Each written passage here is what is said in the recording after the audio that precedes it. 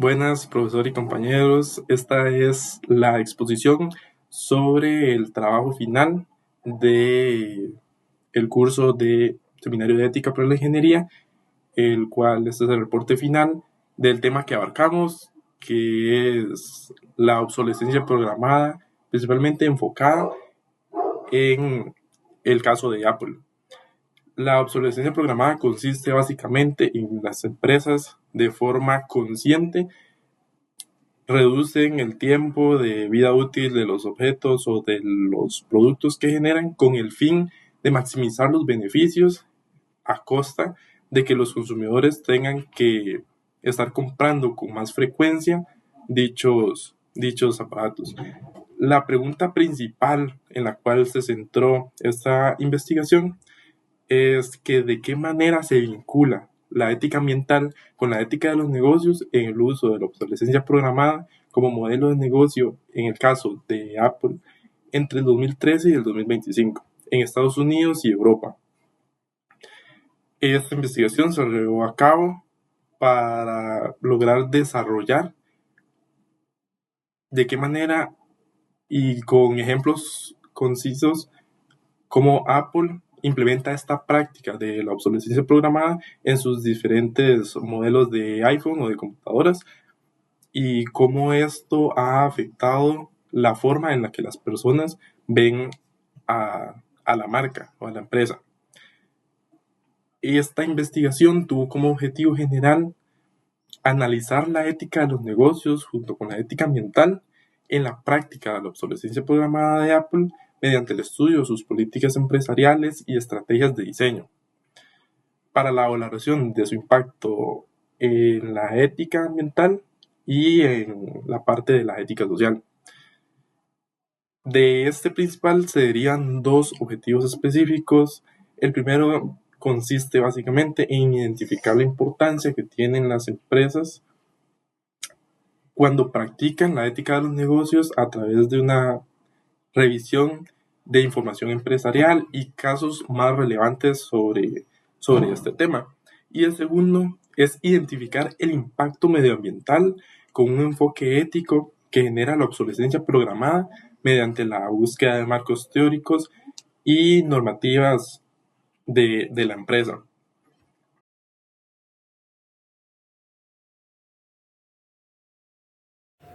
Buenos días. El primer objetivo de nuestro estudio se centra en identificar la importancia de que las empresas practiquen de manera real la ética de los negocios.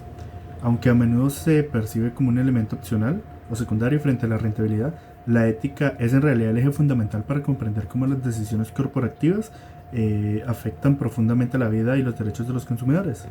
Al analizar la información empresarial de Apple, observamos una tensión constante. Las empresas suelen priorizar el crecimiento del consumo y la rentabilidad económica por encima de los principios éticos básicos y de su responsabilidad con los stakeholders o nosotros los consumidores. Esta falta de marco ético sólido no es solo un debate teórico, sino que se traduce en estrategias deliberadas que van quitando la confianza poco a poco de los consumidores en el mercado. Un ejemplo crítico de esta problemática es la técnica de la serialización. Mediante esta práctica, Apple vincula componentes internos, como son los microchips o los altavoces, a números de serie específicos de la placa base. Esto no responde a una necesidad de innovación, sino que es un deseo de control por parte de la marca de Apple. Dificulta enormemente las reparaciones por parte de terceros y obliga a los usuarios a elegir entre servicios oficiales costosos o el descarte prematuro del equipo. Desde la ética esto se interpreta como una vulneración del derecho del consumidor a la durabilidad de su propiedad, priorizando el dominio del mercado sobre la libertad del usuario. Otro caso conocido es el del Batterygate. En este incidente, Apple fue sancionado por implementar actualizaciones de software que reducían el rendimiento de los modelos como el iPhone 6 y 6S sin informar a los usuarios con anterioridad. Al ocultar esta información, se inducía a que la persona tuviese que ir a comprar el nuevo modelo. Desde la ética normativa, estas acciones contravienen a la justicia conmutativa, el cual exige que los intercambios comerciales sean justos, ¿verdad? Y que ambas partes conozcan plenamente las condiciones del producto. La manipulación de la vida útil del producto quebranta esta conmutatividad entre el consumidor y la empresa. Además de la obsolencia técnica, tenemos que considerar el marketing que utiliza Apple al utilizar la obsolencia psicológica para convertir cambios estéticos superficiales en señales de estatus, empujando especialmente a la generación Z hacia un hiperconsumismo de la marca. Este proceso fomenta lo que algunos autores llaman una ética de lo desechable, donde los vínculos con los objetos se vuelven efímeros y superficiales. Filosóficamente, esto se describe como un sonambulismo tecnológico, donde decisiones políticas y económicas se disfrazan de progreso natural para normalizar la cultura del descarte.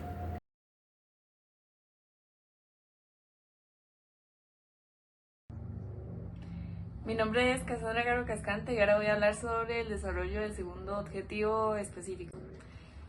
En este segundo objetivo analizamos el impacto medioambiental de la obsolescencia programada desde un enfoque ético. La obsolescencia programada ocurre cuando las empresas diseñan productos para que duren menos tiempo y así obligar a las personas a reemplazarlos con mayor frecuencia. Este fenómeno tiene un impacto directo en el medio ambiente, ya que genera más residuos electrónicos, mayor extracción de recursos naturales y más contaminación. En el caso de la industria tecnológica y específicamente en el caso de Apple, estas prácticas no pueden verse solo como una estrategia de mercado, sino como decisiones que tienen consecuencias ambientales claras. Desde la ética ambiental, un concepto importante es la responsabilidad ampliada. Esto significa que las empresas no solo son responsables de fabricar un producto, sino también de lo que ocurre cuando ese producto se desecha. Estudios señalan que la obsolescencia programada está directamente relacionada con el aumento de los residuos electrónicos. Este impacto no ocurre por accidente. Desde la ética de la responsabilidad, cuando una empresa sabe sus decisiones y que éstas generan daño ambiental y aún así continúa aplicándolas, su responsabilidad moral aumenta. Por eso la obsolescencia programada no puede justificarse como algo inevitable del avance tecnológico. Otro concepto clave es la sostenibilidad, que busca un equilibrio entre el desarrollo económico, el cuidado del ambiente, el bienestar social. La obsolescencia programada va en contra de este principio porque fomenta un consumo rápido y poco responsable. Mi nombre es Manuel Gamboa. Saludos, compañeros, profesor. El día de hoy les vengo a comentar acerca de mi aporte y la exposición de una parte del segundo objetivo específico, que es especificar el impacto medioambiental con un enfoque ético que genera la obsolescencia programada mediante marcos teóricos y normativas legales. Bueno, un concepto muy importante cuando se habla de efectos, ¿verdad?, ambientales que genera la obsolescencia programada, cae ahí un concepto que es la justicia ambiental, ¿verdad? De que eh, los impactos ecológicos que pasan debido a estos factores no se distribuyen de manera equitativa, ya que siempre los grupos más vulnerables socialmente, ¿verdad?, son los que suelen asumir las mayores consecuencias de todo el daño ambiental que se generan. Entonces, la obsolescencia, la obsolescencia programada, perdón, no solo genera contaminación y un montón de residuos, sino que también, ¿verdad?, genera eh, una desigualdad social, porque ellos trasladan esa problemática ambiental hacia las comunidades con menor poder económico y político. El autor Martínez propone un modelo que promueve una cultura empresarial mucho más sustentable, enfocada a la eliminación, obviamente, de la obsolescencia programada, ya que esto no genera ningún beneficio, solo propio a las empresas para tener más ganancias. Y también el uso de tecnologías limpias, eficiencia energética, la reducción de emisiones de carbono y una gestión de residuos eh, adecuada. Con esta parte, la propuesta refuerza la idea de que las empresas tienen que asumir este rol que muchas veces no asumen, que es que se desentiende totalmente de lo que pasa el dispositivo una vez pasa su vida útil. Entonces, la idea es promover estas prácticas para reducir el daño ambiental y así tener un desarrollo mucho más sostenible. Luego, tenemos otro concepto que es el consumo responsable, que establece que tanto las empresas, ¿verdad?, como los consumidores tienen los deberes éticos frente al impacto ambiental que pasamos hoy en día. Sin embargo, ¿verdad?, como señalan distintos autores que hemos revisado, las empresas no solo venden productos, sino también el estilo de vida. Y esto influye en el comportamiento de las compras.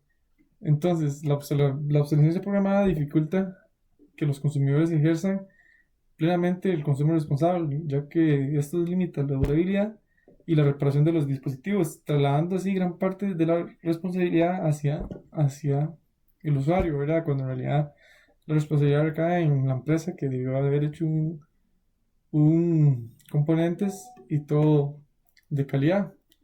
Entonces, finalmente, distintas normativas internacionales, ¿verdad?, han comenzado a promover y crear principios como el derecho a la reparación, la durabilidad de los productos y una economía circular, ¿verdad?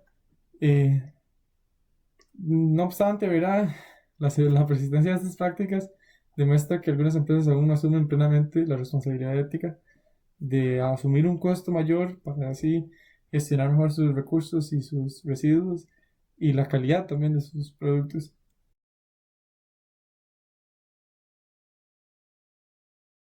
En conclusión, se lograron ambos objetivos, pues por un lado se discutieron y se presentaron las herramientas utilizadas por Apple para generar la obsolescencia programada, y por el otro se logró discutir las implicaciones éticas en cuanto al ambiente que tenían estas prácticas. A partir de toda la información que mis compañeros eh, expusieron anteriormente, se pueden sacar cuatro, cuatro consecuencias y una propuesta de acción. La primera conclusión es que las empresas tienen que tener un enfoque integral al momento de hacer negocios. Esto por dos motivos. Primero, porque un comportamiento poco ético puede llevar justamente a la pérdida de ganancias, razón principal de la existencia de muchas empresas. ¿Por qué? Porque esta pérdida de este accionar poco ético genera pérdida de capital reputacional, haciendo que cada vez los clientes confíen menos en la empresa, tal como pasó en el caso de Apple, por ejemplo en Batterygate, también con el caso de las MacBooks, entre otras cosas. La siguiente conclusión tiene que ver con la diferencia de poder entre consumidores y la empresa, pues la empresa tiene un gran abanico de herramientas para manipular y para aprovecharse de los compradores. El caso más directo que vimos en este caso fue justamente el de la obsolescencia programada, que se puede separar en varios casos.